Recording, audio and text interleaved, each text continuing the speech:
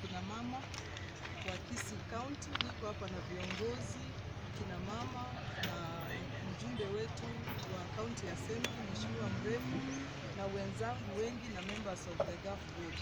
Sisi kama kamati ya National Government Affirmative Action tulipata ruhusa kujenga hili jumba.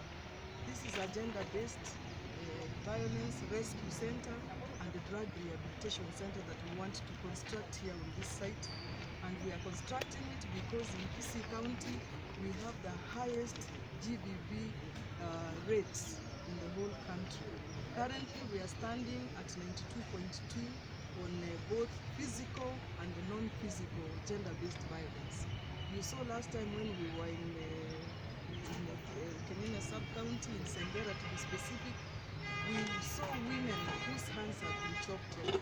And during this COVID-19, there are so many people who have faced GBV violence. And it is very sad, but we want to start a counseling center here where we can bring down the temperatures, that those victims can come and rest, and they are given counseling, because most of these victims face a lot of traumatic issues. Secondly, this is a center that is going to help our young girls with early pregnancy.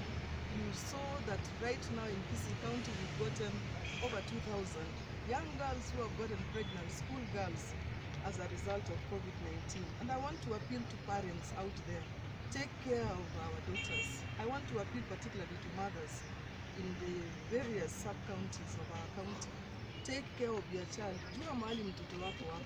Manye uso mwana wali. Onye mwana wasoka kuchisiko mubwati. Mwone nare chikoni, manye ningo bareko, manye ningo bako nyabasikanere chikoni. Aba nyina na abasoro ndi. Yatore na abana baitu chinyaruka, ikiara na bui abagambi baitu bamana.